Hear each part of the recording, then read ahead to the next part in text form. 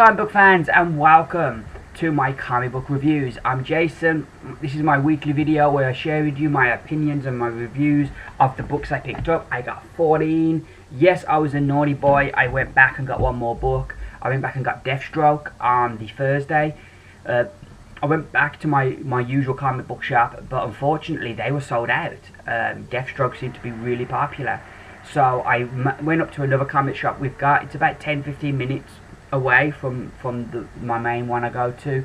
Unfortunately they had a few issues left, so I still managed to pick up Deathstroke, so that was cool. So yeah, so 14 books. As always, we're going to kick it off with DC, then we're going to go, we've got just one book from Image, and then Marvel. Before I get into my reviews, I'd just like to take this moment to say a big thank you to everyone who's left me some wonderful messages on my videos, talking about, like, don't worry about the length of your videos, just keep doing what you're doing, and I really appreciate it. You know, the primary reason I do these videos is because I love talking about comics. You know, I don't know which I enjoy more, reading them or talking about them, but like, comics is a big thing in my life, something that I've really enjoyed, and I've just really enjoyed having this forum to be able to speak about them, because I don't know that many people in my everyday life who like comics, so I don't get to talk to people that often about comics, so this is a really great outlet for that. Plus I'm a bit socially awkward, and I find this really helps me with my confidence and with speaking. So, you know, the primary reason I do it, like I say, a long-winded way of saying it, but it's because I enjoy talking about comics. That's the primary reason I do it. But it makes it so much more worthwhile, and it makes it so special and so cool when you've got people saying they like what you're doing, or people just saying keep up what you're doing good. That is awesome, and I never expected that, and it's been really great getting those messages. And I just want to say a big, massive thank you to everybody who's took the time to leave messages over the last few weeks, and yeah, it's really greatly appreciated. Anyway, on to the comics. So we're going to kick this bad boy off with Future's End, issue number 25. We have two artists this issue, but it's not a problem, because the book's kind of, the way it's spaced out is very much like an anthology, kind of like if you're reading something like 2000 AD and you've got all these different stories. That's how it's always set up. So having multiple artists isn't such a problem, but also the artists that they use in this book, most of them have got a very similar style. I don't know if that comes down to the editor or of the book, or who makes the decision which artists they get, but certainly whoever does deserves praise, because they've done a really great job of getting artists who are similar. So each week there isn't that big of a, it doesn't feel like at least that there's that big of a shift. With Batman Eternal, some weeks characters look totally different. We've never had that problem here with Future's End. This issue, again, I loved the Stormwatch stuff. This issue, they're still battling Brainiac's robots, and they need to kind of get back to the ship to try and jump away because there's too many of them for them to defeat. And they kind of jump, not knowing where they're going to end up in the multiverse. I've said it last week, and I'll say it again. With this lineup of Stormwatch, I could so follow a monthly book with this team. Also, you know, them jumping through the multiverse, that would be freaking awesome. So yeah, that was really cool, so I enjoyed that. We then jump to Cadmus Island, and at one time that was my least favourite part of the story, but now I've kind of really got into it. And this issue, we get some really cool kind of twists and reveals, and I like the way that they didn't put them at the end, that this is like the second part of the story and we get them here. I thought that was really great to have those kind of twists and surprises earlier in the book than you'd expect. We then get Superman battling Brainiac, and I feel a bit of a dunce. This fellow on the front cover here that Superman's battling, I thought it was Red Tornado, because he's like red and he's got that gold. I thought it was Red Tornado, but no, it's Brainiac, and I feel such a dunce, because like for weeks I've been saying, oh yes, it's Red Tornado. So yeah, I feel a bit of a dunce. But that was really cool, because Superman battling Brainiac, that was a good battle. But also it's kind of like the aftermath as well, because I really like the pairing of Superman and Constantine, because you've got Superman, traditionally has always been a bit more hopeful, a bit more believing in mankind, where Constantine is a bit of a pessimist. So I really like the pairing of the two, kind of the light and the dark. and Superman coming back into the world after kind of shunning himself away after the War on Worlds. So I really like that stuff, and we kind of finished the issue with a really cool scene between Ronnie and Jason, as they kind of like, Ronnie wants to become Firestorm again, but Jason doesn't trust him anymore because of what happened before. And I really liked that scene, and there was some really cool moments, and the kind of reveal at the end was really cool. I say all the time about the books that for me, I think the aim of every book is to make you want to buy the next issue, and this book every week succeeds at that. It gives me a good story that I enjoy, multiple stories that I enjoy, and it gives you something at the end that makes you want to come back. Future's End is on a really good run at the moment, and I give issue number 25 5 stars out of 5. So, a little sip of my beverage, and we move on to our other weekly, Batman Eternal issue 29. I'm not buying the Earth 2 weekly. I've two weeklies are enough for me, but also I just feel the Earth 2 one's a bit redundant, because we've seen pretty much a lot of what happens after Earth 2 in Future's End, so I feel it's a bit redundant now. Maybe the timing of it, they should have had that released first and then Future's End as the third one. Maybe that would have been better, but yeah, and anyway, you know, like I say, 3 weeklies is too many for me. But anyway, getting back to Batman Eternal, when I saw that cover, I had a bit of dread. We're going to go to Arkham this issue, and I dreaded it because it's the one part of the story I've not been enjoying. The rest of Batman Eternal I love, but that's the one bit of the story I've not been connected with. This issue I thought was the best that they've done with it yet. I think it's Ray Fawkes who writes this issue, and he does a really good job, and it made me understand what this Deacon Blackfire is after and what he's doing, and I kind of grasped it a bit more, and because I started to grasp what's going on a bit more, I kind of got into it a bit more. I really loved how Joker's daughter was written here. She's been a character I've kind of not been that interested by since they brought her out, but this issue I really liked what they did and how she was written. And much like her father, who she based herself off, the Joker, she's that random element that you just cannot predict, and I liked that. I liked that a lot. I thought it's true to the character she's kind of like a copy of, so I liked that a lot. We get to see a little bit of Hush, and Batman's kind of connecting it that Hush is behind everything, and I'm getting very much a feel of Nightfall from this, because with Nightfall you had Bane, and he released all the, I think it was from Arkham, all the prisoners, and Batman had to go around capturing them all, and he had this flu, and so by the time Bane faced Batman, Batman was utterly exhausted physically and mentally, and I kind of get that same kind of feel here with Hush, the way that he's going around and he's kind of like doing all these things to kind of distract Batman and keep Batman busy and exhaust Batman and destroy the city that Batman cares about. I'm getting very much that kind of Nightfall kind of feel. I never read the original Hush story, so I don't know if he did a similar thing there, but certainly from this I'm getting very much, like I've said, a Nightfall kind of vibe.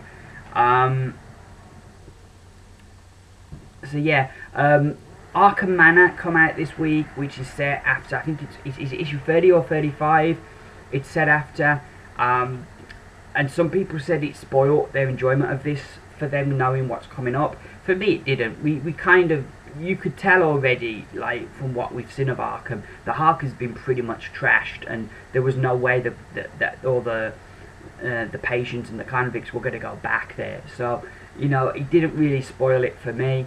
I enjoyed this issue more than I thought I was going to, and while Arkham isn't my favourite part of the story, it at least made it understandable in my mind, and I'd give Batman Eternal issue number 29 4 stars out of 5. So, moving on now to the aforementioned Arkham Manor. I'm just going to check, because it does say here it's set after a certain issue. Oh, it says, yeah, like you can see there, it says the events of this story take place after Batman Eternal issue number 30. So, so yeah. this was a new book this week. I originally wasn't going to get this. I was going to wait for the trade, but my comic guy kind of, he said, "Oh, do you want to pick? You want fancy this?" I was like, "Okay, you know, I don't need much persuading to buy another comic." And I'm glad I bought it because I didn't realise it was a Batman story. I thought it was kind of going to be like Gotham Academy, where it's sort of set in Gotham, but it's different characters. But no, Batman is actually in this. It's set after issue 30 of Batman Eternal, and for some reason, somehow, Bruce Wayne has lost Wayne Manor, and it now belongs to like the local council. It's in their assets, and with Arkham Asylum have been destroyed, they've been keeping the prisoners in this football field, but that's not a long-term kind of solution. So they decide they're gonna, now that they own Wayne Manor, they're gonna change it into Arkham Manor, and they're gonna do the building up so that it can be the new Arkham Asylum. And so the beginning of the story, we kind of get a lot of introspective from Batman as he's kind of coming to terms with losing Wayne Manor. And I feel it really cool to see this different side of Batman, because this is somewhere that he's grown up, that has been his shelter, and he's kind of having to deal with losing it. And also you've got like the solution to what happens to the Batcave underneath it. So yeah, I really liked what they did here. I thought it was really cool to see that different side of Batman, and also with Alfred, what Wayne Manor means to him, and how he feels about the whole thing. I thought was really interesting as well, and I like that, seeing that different side. We have a really cool badass moment in the book, where Batman's like out saving this woman. This scene here, he saves this woman from these two muggers, and he makes them apologise to her, and he says, "Now that was the sincerity I was looking for. Ma'am, please head back to the street and dial 911 and request an ambulance." And the woman goes, "Oh, that's not necessary, it's only a scrape." And then Batman goes, "The ambulance is not for you." And I just really liked that moment. I just thought that was a really cool, badass moment. That like is just so Batman. I loved that moment. It gave me a big smile. The end of the book though, because there's a murder at the new Arkham Manor, so Batman goes to deal with it because he's still got all these feelings, because he's thinking of his former home and there's all these memories there, and he doesn't want the place tainted with murder. And he gets there and he finds there's been two, and he can't solve it because the cameras have seen nobody enter or leave, but the person has been tortured and killed, and he's kind of like at a loss to explain what happens. So he disguises himself as a patient and gets put into Arkham, and that's where we kind of end. And I just felt that it was a bit of a jump. It seemed a bit, I know he's emotional about the place, maybe more than you would usually see Batman, but I just felt that it was a bit of a jump, that he didn't even investigate things first, or look into things, or into the people that were murdered, were there any connections. And I felt it was just a real bit of a jump to kind of put himself in as an inmate, and that I thought hurt the book a bit. The art, I kind of was in two minds about the art.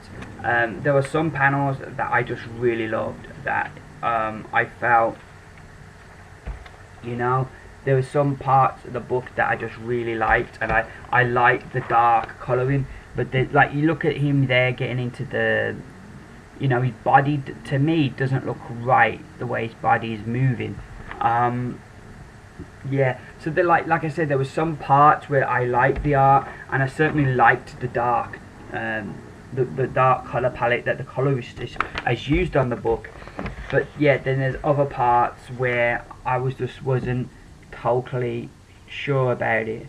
But in the main, I'd say I'd be quite positive on the art. I just thought there were odd little bits that I didn't like. But all in all, yeah, this was a really good book. I enjoyed it. I thought, like I say, the end let it down a bit, but overall I'd say I'd enjoyed it, and I'd give Arkham Manor issue number 1 4 stars out of 5. So our final Batman book of the week is Batman 66, issue number 16. This is an excellent story featuring Egghead, and I really enjoyed this. This is so good, and I really love having a different Batman, having a lighter Batman to read. I really love that. This whole story is based around Heged, who kind of wants to be more smarter. So he does this this machine that can convert him so that he's like a 40th century man. So he's got all these powers. And he's smarter than everyone, and he changes Batman and Robin, you know, from, you know, we get him here, he hatches out of this egg, and then he changes Batman and Robin because they're there and they're trying to foil him. He changes them into the ape Crusaders, changes them into Neanderthals, which is really cool. And then Heged manages, you know, to get away, and he's using his newfound powers, and he's getting in on all these other villains who have all their plans, and he kind of steals the loot that these villains are trying to get away with. But then he ultimately finds this unfulfilling because he wants somebody his equal that he can match himself up with. And then at the end we have Batman and Robin. Can they stop Heged's reign of terror? This was just a really great, fun story. I loved it from beginning to end. The whole thing with Batman and Robin being Neanderthals was great. All the puns from Heged using like excellent and, you know, egg of evolution. That was brilliant, and the character was totally intoning what you'd expect from the show. I just really loved this. The art as well was really great, and I liked all the bright, vibrant colours because it again reminded me so much of the TV show. This book was just an absolute joy, and I give Batman 66, sorry, issue 16, 5 stars out of 5. So, moving on to our other DC books this week, we issue another issue number 1 here is Deathstroke, issue number 1. I really enjoyed this. I felt it was a great introduction for the character. If you've never read Deathstroke before, this is a great book to pick up because it really does what a first issue does. It introduces who he is, what his motives are, what his abilities are, and I thought it was just a great introduction. But also, it doesn't kind of bog it down. If you know him already, it's still a great read as it sets up this new story. You know, it gets that balance just right for new readers and long-time readers.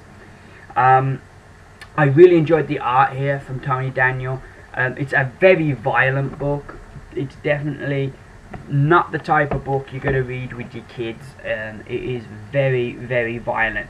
But then it's a character you'd expect that from. You know, I think people would have been a bit disappointed if they'd have bought this book and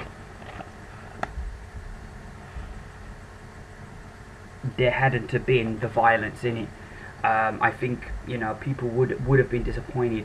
I really liked the story. It was full of action. It felt very much in some ways like a 90s comic with all the violence in it. But I think this was for a character that it works. But I think there was also a really good story to it, and I'm really intrigued with where we're going to go next. And yeah, I'm definitely on board for the next issue.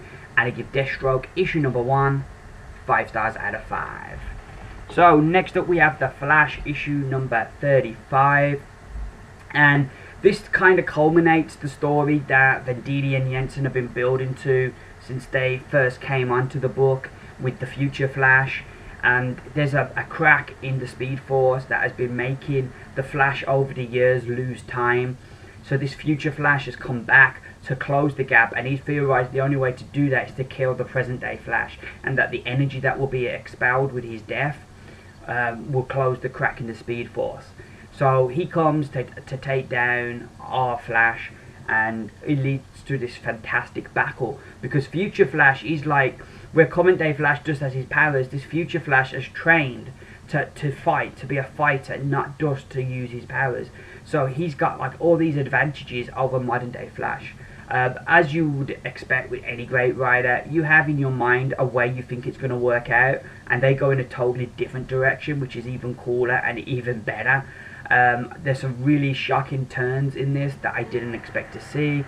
And then at the end, I was just super psyched for how this ended, and really excited to get the next issue to see where we're going to go next. The art, once again, by Brett Booth is gorgeous. I absolutely loved it. And yeah, this was just an all-round great issue. And I'd give Flash issue number 35 my pick of the week. So, our final DC book this week, it is Aquaman issue 35. It kicks off part 1 of this new story, Maelstrom. And I really enjoyed this. This was excellent. I just love how Jeff Parker writes Aquaman. There's such a sense of nobility. And the guy that they've picked to pay him, if they write the character like that in the films, I could just see him playing that in the films. Because I could see him playing that kind of nobility. He brought that sense of nobility to Khal Drogo in Game of Thrones, and I could see him bringing that same nobility to Aquaman. The book is really great. It sets up, Aquaman brings these two doctors, Dr. Shin and Dr. Daniels, he brings them to Atlantis because he doesn't understand why Atlantis is tearing itself apart now that he's king, because he's of royal blood, he's part Atlantean, and though there's this like kind of thing that if somebody like an outsider, a surface person, becomes king, Atlantis will destroy itself, but he's part Atlantean, so he can't understand what's going on. So they come in and they kind of uncover this mystery, and leads us to kind of this big mystery we've had all the way along, what happened to Aquaman's mother, and to her body at least. And I just really loved where this whole book went. I loved the story, I loved the pacing, I loved how they were Aquaman, the art was really good, and it really set up some great stuff where we're going to go with this. I just thought this was a fantastic issue, and this is, like I was saying in my whole video, it's one of those really consistent books not many people talk about, but every issue I leave happy. I can't remember the last time there was an issue where I left really disappointed. You know, every issue you get a really fun, good story, and this really kicks off this new story in great ways. And I give Aquaman issue 35 5 stars out of 5. So moving right along now to Lazarus issue number 12 from Image Comics, and I've just really been loving this story. And one of the things I love about this book is how each arc kind of feels different.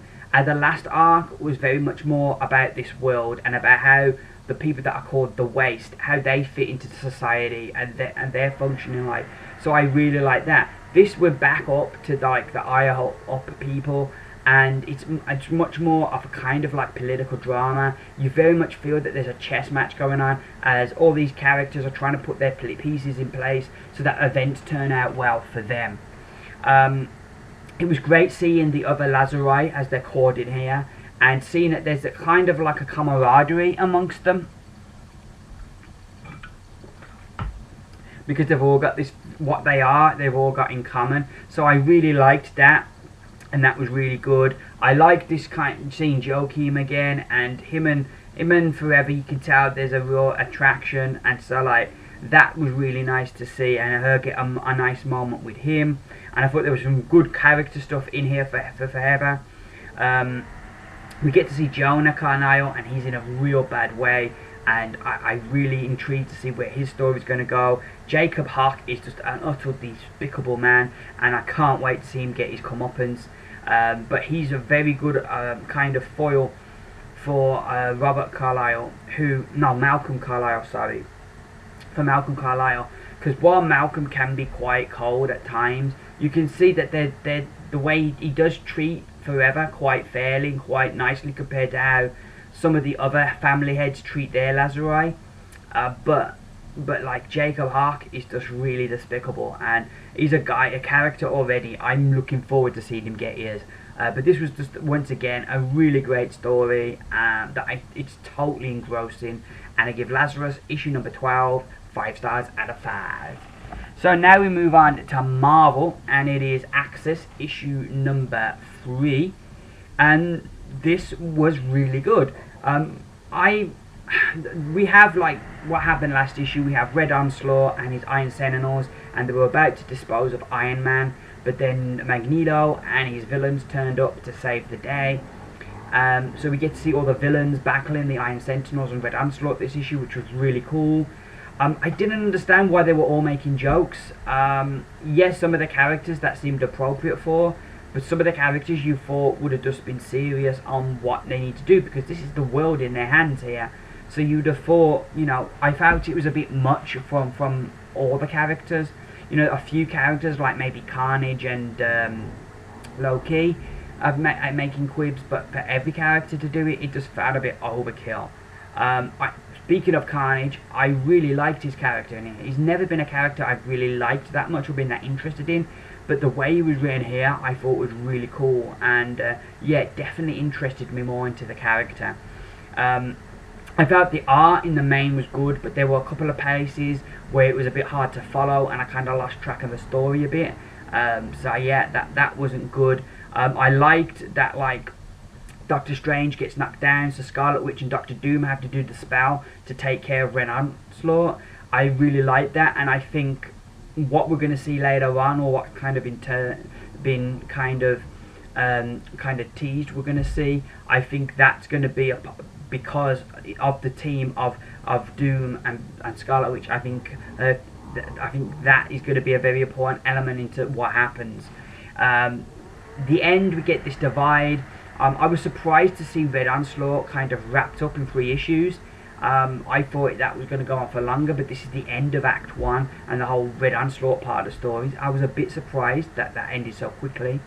But the end, we get this divide between the X-Men and the Avengers, and I was a bit disappointed. It kind of rewound everything back, and I felt both sides were to blame. Neither side seemed willing to compromise or to discuss this, that they both wanted their way and that was it. I was disappointed in Havoc and his actions at the end, just because for 25 issues he's been in charge of this Unity team, and he saw that when they didn't work together, that's what allowed the Apocalypse Twins to destroy the Earth, and he's lived through all of that, and you just would have thought, it felt like a bit quick, and that it wasn't teased enough what happens to what Havoc's choice is here, and I was a bit disappointed in that.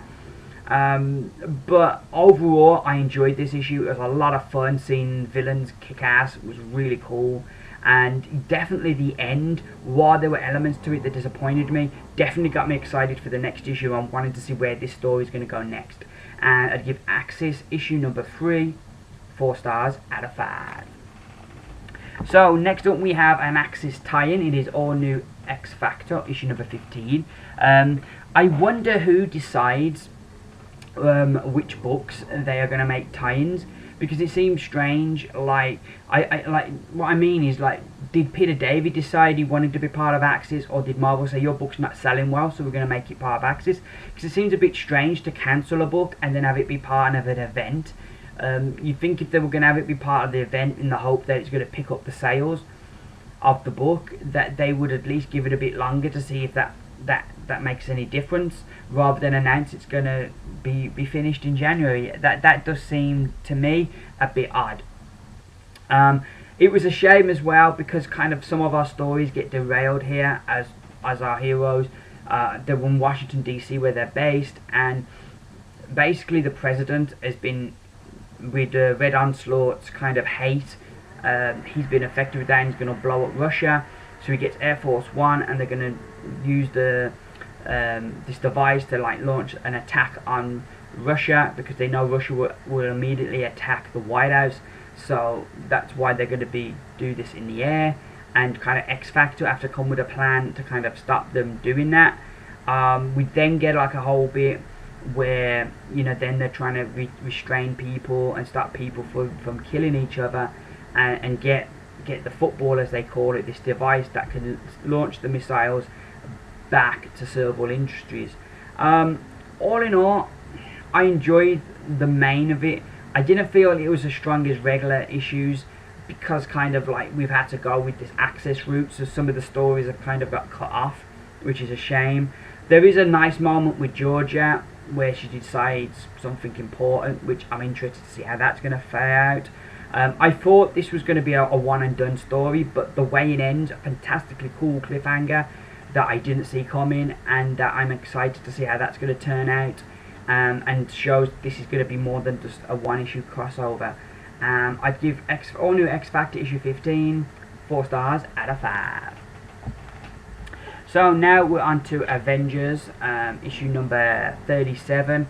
We're still, I don't know, is it 8 months in the future still, or is it 7 months now? We got Mike Diagano back on art, which I really love his art, and this story is kind of dark and gritty, and I think his art suits it perfectly. We have the mystery of kind of the future, and we're finding out more.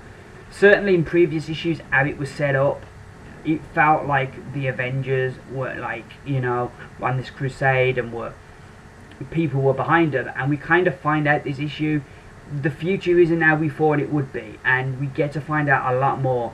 If you're reading New Avengers, you need to be reading both of them really to get the whole story, which is a bit of a pain, because you get this book is $3.99, comes out twice a month. Then you've got to pick up New Avengers as well. That's like 3 books to get the story. You know, Marvel, they like to punish you for being, you know, a loyal reader. They never seem to kind of reward you. Like, you look at like companies like Image, who will do thicker issues for the same price. You know, and there's kind of some reward with sticking with things. With Marvel, it always feels like you're being punished for being a loyal reader. But yeah, you do need to read the 3 books to get the full story. It was cool in here seeing other sides of things, and we learn a lot in here. Steve Rogers is really obsessed with getting Iron Man, and I can kind of understand, because in a way he was raped. You know, he was mind raped. You know, it was a violation, you know, having these memories ripped away from him because they didn't agree with what he wanted to do.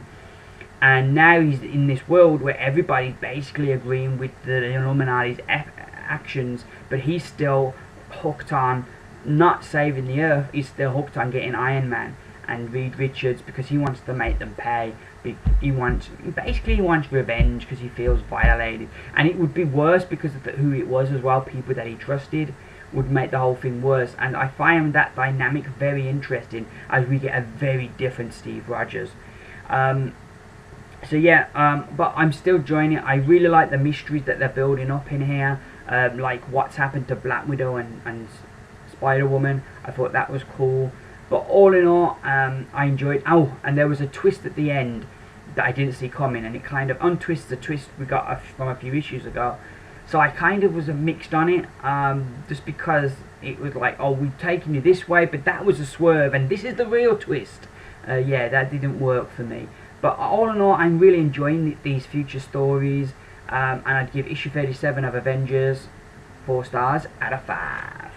So now we move on to She-Hulk, issue number 9. It's sad that this book's finishing. Charles Soule writes this so well. This is basically just a courtroom drama with superheroes. And this case from when Steve Rogers was a boy, and that they say it was his fault somebody got killed. And, you know, so, like, because it's a courtroom drama and Charles Soule's got that courtroom background, it just is so well written and works so well. I loved it from start to finish. It was so different to anything else, but at the same time there was still that sense of fun to it, even though what's going on is a bit dark. All really well laid out, great drama. I was kind of thinking the argument to kind of get Steve Rogers off, because basically what happened is when he was a lad before he became Captain America, that this kid trying to find his brother who got involved in these bad guys. Steve and this kid find the kid's brother, but then they take them inside, and they don't like outsiders. This gang don't. So Steve's trying to talk his way out of it, but they're threatening to shoot the kid. Steve doesn't shut up, keeps talking, and they shoot the kid. And now the kid's brother, on his deathbed, blames Steve Rogers for that. But the way I see it is like, it's kind of like the argument of like, if you sell somebody a gun and they go out and they kill someone with that gun, did you kill that person because you sold them the gun? And I would say no, it's still the person with the gun who makes that decision. And in this case, I would certainly make the argument of, well, you know, just because Steve was talking, that guy still made the decision to shoot. He still made the decision to break the law and to kill. You know, and like whatever Steve did or said, that guy still made that choice. So That would be my, but I don't know, maybe that's a crap argument, but that was the thing that I was thinking all the way through, even though I enjoyed it. That was the thing that I kind of kept screaming, like, She-Hulk, why aren't you arguing this? Because that to me was the main crux of the thing. Just because somebody says or does something, does it excuse somebody's actions in the other way? Yeah. But anywho, I really enjoyed this. It was really great. After like complaining originally about Pulido's art, I'm really enjoying it now. We had those 2 issues when we had that other dude on art, and that wasn't good. And now I really appreciate Pulido. But all in all, I really enjoyed this. Made me super sad that it's finishing, and I'd give She-Hulk issue number 9 5 stars out of 5. So our penultimate book this week, it is Amazing X-Men issue number 12. I was really enjoying this story with the Wendigos, but I feel the last 2 issues, that story kind of evaporated. I found it all a bit confusing, what was going on with these spiritual beasts. I didn't quite get all of that. And then we have like the way that they ultimately solve it as well, I thought was a bit convenient, and I didn't quite get how it worked. But so yeah, this wasn't great. The thing I will say about it, I thought there were some great moments in here for North Star, and kind of really shows how he's growing. It's always great to see Alpha Flight, so that was really cool. And I like that it did wrap everything up and the story is done. And I thought there was a nice moment at the end as well between Colossus and Wolverine. I thought that was good. So yeah, those are the positives, but I did feel disappointed with this issue. And I'd give Amazing X-Men issue number 12 4 stars out of 5. So our final book this week, it is Amazing Spider-Man issue number 8. And basically you get 2 stories. The first story, which is kind of from an idea from Dan Slott, but is scripted by oh god, I forgot the dude's name, Christos Gage. He does the script. Is the second part of our Spider-Man Miss Marvel team up. I really enjoyed Miss Marvel. Reading this and her character in this, if it's consistent with her own book, I'm definitely very, very, very tempted to jump on board her own book, because I thought it was really cool. Seeing her character and how she's written, I thought that was really great. I really liked her a lot, and I can understand why so many people are praising that book. If this is a really good example of that, then yeah. Cameron Colley's art in this I thought was gorgeous. I like the moments as well with Silk, and I'm very interested to see her own book, as also to see the return of Clash into the main story. I thought that was really good how they put that in as well. So I thought that was all very well laid out. Then we have the second story, and where the first story is a lot of fun and very bright, the backup in here with Spider-Girl was quite dark, and really kicked up Spider-Verse, and how much all the different spiders from the different realities are up against it here with these characters that are hunting them. And I just thought it was really dark but really engrossing, and really built up my excitement for the whole Spider-Verse event, which, going from knowing nothing about it and still not really knowing the overall direction of it, but I've really got into this whole Spider-Verse thing, and I think it could be a really great event. But yeah, this was another really great issue. It became very close to nicking my pick of the week, because I really enjoyed it, but in the end I decided to give pick of the week to Flash, and Amazing Spider-Man gets 5 stars out of 5. So those are my books for this week. That is that done. I will be back, I'm not sure when. I usually do my haul video, but this week we've got the electricians coming in. They've got to like redo all the electrics. My mum's lived in this house for 40 years, and we've never had the electrics done, and the council have decided maybe it's a good idea after 40 years to get the electrics checked out. So they've got to get all the floorboards up and rewire stuff and that. So Wednesday there's going to be a lot of noise. I'm going to be able to pick up my books, but it's just, you can imagine with all the commotion that's going on, it's going to be difficult to find the time to do a video that is. If it's possible to do one and upload it on the Thursday, I will, but it's looking unlikely that there'll be a whole video this week. But I would definitely be back at the weekend with another comic book review video. I think it's around about the same books next week I'm picking up, so that's going to be cool. I hope you've all had a good week and you've enjoyed your books. Thanks for watching my video. If you enjoyed it, give me those beautiful thumbs up. I've been Jason. These have been my comic book reviews.